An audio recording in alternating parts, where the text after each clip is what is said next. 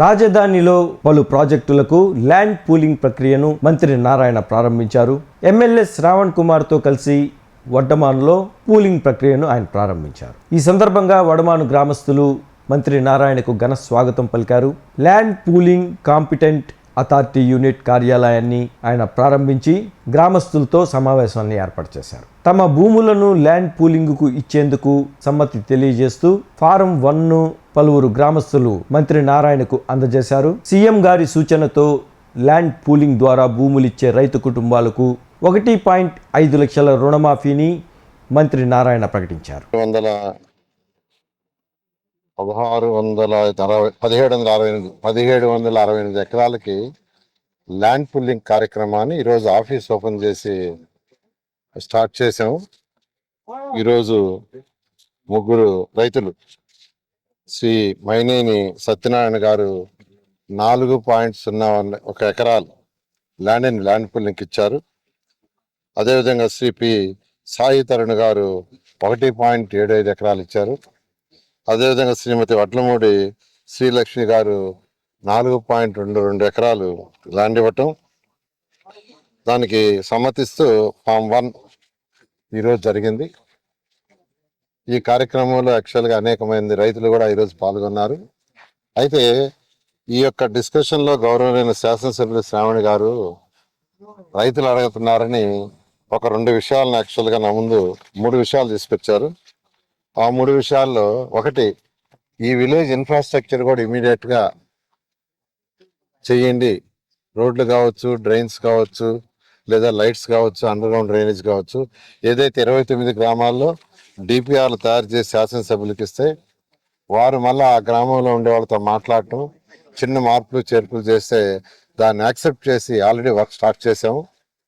6 నెలలు అంటే వచ్చే వర్షాకాలం సీజన్ లోపల పూర్తి చేయమని ఆదేశించాం, కంప్లీట్ చేస్తాం.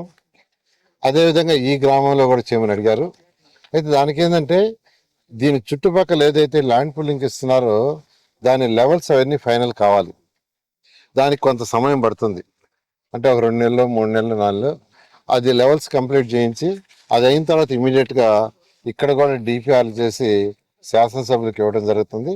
వారు ఎక్కడున్న గ్రామంలో మాట్లాడి మార్పులు ఏర్పాటు చేస్తే అది చేస్తూ ముందుకు పోతామని తెలియజేస్తున్నాను. అదేవిధంగా మాకు ల్యాండ్స్ తీసుకుంటున్నారు. 2015 జనవరి 1 అప్పుడు నోటిఫికేషన్ ఇచ్చింది. తర్వాత సింగపూర్ వాళ్ళ దగ్గర డిజైన్ చేయించడానికి దానికి 8 నెలలు పట్టింది. నార్మల్ ఫాస్ట్ వాళ్ళందరినీ కాంట్రాక్ట్ చేయడానికి కొంత టైం పట్టింది. అయితే ఈసారి అంటే అవన్నీ పట్టడం వల్ల 2014-19లో మేజర్ వర్క్స్ అన్ని స్టార్ట్ అయింది 2017 ఎండ్లో. అంటే ఎలక్షన్స్కి దాదాపు 1 year ముందే అక్కడ స్టార్ట్ అయింది. అమరావతి క్యాపిటల్ సిటీలో స్టార్ట్ అయిన వర్క్లన్నీ ఎలక్షన్స్ దాదాపు 1 year 2 months అయ్యాయి. అప్పుడు కూడా 3 years ముందుగానే స్టార్ట్ అయ్యింటే అవన్నీ కంప్లీట్ అయ్యాయి. అయితే గత ప్రభుత్వం రావటం, అనేక డెసిషన్స్ వాళ్ళు తీసుకోవటం రైతు సోదరులు నష్టపెట్టారు. అయితే ఈ ప్రభుత్వం రాగానే ఇప్పుడు అన్ని స్టార్ట్ చేసాము. ఎంతో వేగవంతంగా దాదాపు 55,000 కోట్లు ఖర్చు జరుగుతున్నాయి. ఇవన్నీ కూడా 3 ఏళ్లలో అయిపోతాయి. అధికార భవనాలు అయితే 4,026, అందులో ఒక 500 తప్ప మిగతావన్నీ రేపు మార్చి ఎన్నికి హ్యాండ్ ఓవర్ చేస్తున్నాం. సీడ్ యాక్సెస్ రోడ్ని ఫిబ్రవరి ఎండింగ్కి మంగళగిరి రోడ్డు పైకి ఎక్కిస్తున్నాం. అదేవిధంగా ట్రంక్ రోడ్స్ అన్ని 2 years లోపల అయిపోతాయి. లేఅవుట్స్ రోడ్స్ 2.5 years, ఐకానిక్ మాత్రం 3 years పడుతుంది. అయితే కొత్తగా ఏదైతే ఇప్పుడు ల్యాండ్ పుల్లింగ్ తీసుకుంటున్నామో అక్కడ వాళ్ళందరూ ఇలా డిలే అయితే ఎట్లా సార్ మాకు అంటే, దానికి యాక్చువల్గా ముఖ్యమంత్రి గారితో చెప్పడం జరిగింది. ఫస్ట్ సీడాక్స్ రోడ్లు ఎలా అయితే ఇప్పుడు 2 lane వేస్తున్నాం, మాస్టర్ ప్లాన్ 9 లైన్స్కి 12 lanesకే మాస్టర్ ప్లాన్ చేస్తాం సార్. అయితే ఫస్ట్ ఒక 2 lanes చేసి ఫస్ట్ ఎలక్ట్రికల్ లైన్స్ ఇచ్చేస్తాం. ఏమైనా కన్స్ట్రక్షన్ చేసుకునే వాళ్ళు చేసుకుంటారు, ఇబ్బంది ఉందని దానికి ముఖ్యమంత్రి గారు యాక్సెప్ట్ చేశారు.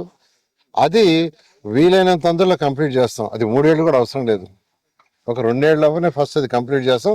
మిగతా వరకు జరుగుతూ ఉంటుంది అనేది యాక్చువల్గా శాసనసభ్యులకి ఇక్కడున్న రైతు సోదరులందరూ చెప్పడం జరిగింది. వీటన్నిటికంటే కూడా ఏంటంటే ముఖ్యంగా 2014-19లో రాష్ట్రంలో రైతు రుణమాఫీ వెళ్ళింది రాష్ట్రం మొత్తం. అదేవిధంగా ఇక్కడ అమరావతి క్యాపిటల్ సిటీలో కూడా ఆ రుణమాఫీ 1,50,000 వరకు ఎడ్ చేసాం. ఒక్క నిమిషం. 1,50,000 వరకు చేసాం. 1,50,000 వరకు చేసాము. అయితే ఇప్పుడు రుణమాఫీ రాష్ట్రంలో లేదు. అయితే ఈరోజు శాసనసభ్యులు ఇక్కడ రైతులందరూ అడుగుతున్నారు, అప్పుడు ఇచ్చారు కదా అలాంటి ఫెసిలిటీ ఇస్తే కుటుంబానికి, ఆ రోజు ఎలా ఇచ్చారో అదేవిధంగా కుటుంబానికి ఇస్తే కొంత ఉపశమనం ఉంటే వెంటనే ముఖ్యమంత్రి గారితో మాట్లాడాను. ముఖ్యమంత్రి గారు దాన్ని యాక్సెప్ట్ చేశారు. కాబట్టి ముఖ్యమంత్రి గారు నేను ప్రత్యేకంగా రైతు సోదరులందరి మధ్య తరఫున ప్రత్యేకంగా ధన్యవాదాలు తెలియజేస్తున్నాను. ఎందుకంటే పెద్ద ఇష్యూ, దాదాపు ఒక 500 కోట్ల పైగా అవుతుంది. దాన్ని యాక్చువల్గా ముఖ్యమంత్రి గారు అడగంగానే యాక్సెప్ట్ చేసినందుకు మరొకసారి కూడా ధన్యవాదాలు తెలియజేస్తున్నాను. మరొకటి, యాన్యుటీ ఏదైతే 30,000, 50,000 జరీబు కాకుండా 30,000, జరీబు అయితే 50,000, దాన్ని కూడా పెంచమని యాక్చువల్గా అడిగారు. దాన్ని కూడా ముఖ్యమంత్రి గారి దృష్టికి తీసుకుపోయాను. అయితే ముఖ్యమంత్రి గారు ఒకటే చెప్పారు, ఆ రోజు 14-19లో ఆ రోజు రైతు సోదరులందరూ వేసిన క్యాలిక్యులేషన్ ఏంటంటే ఖర్చు ఎంత అవుతుంది పండించడానికి, ఎంత రాబడి వస్తుంది, నెట్ రాబడి ఎంత వస్తుంది అనే దాని మీద చేశారు.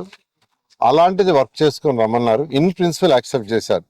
ఇన్ ప్రిన్సిపల్ పెంచడానికి యాక్సెప్ట్ చేశారు, కానీ ఎంత పెంచాలనేది ఆ ఖర్చు, వచ్చే రాబడి, నెట్ ఆదాయం క్యాలిక్యులేట్ చేసుకొని రమ్మన్నారు. ఈరోజు ముఖ్యమంత్రి గారు ఢిల్లీ పోతున్నారు కాబట్టి అది సిఆర్డీ వాళ్ళు క్యాలిక్యులేట్ చేసి ఆ తర్వాత ప్రజాప్రతినిధులతో కూడా చూపించి తర్వాత ముఖ్యమంత్రి గారికి చూపించి దాని మీద ఒక డెసిషన్ తీసుకొని ముందుకు పోవడం జరుగుతుంది. ఈరోజు ఎవరైతే సోదరులు సోదరిమణులు ల్యాండ్ పుల్లింగ్ ఇచ్చారో వాళ్ళందరూ కూడా ప్రత్యేకంగా ధన్యవాదాలు.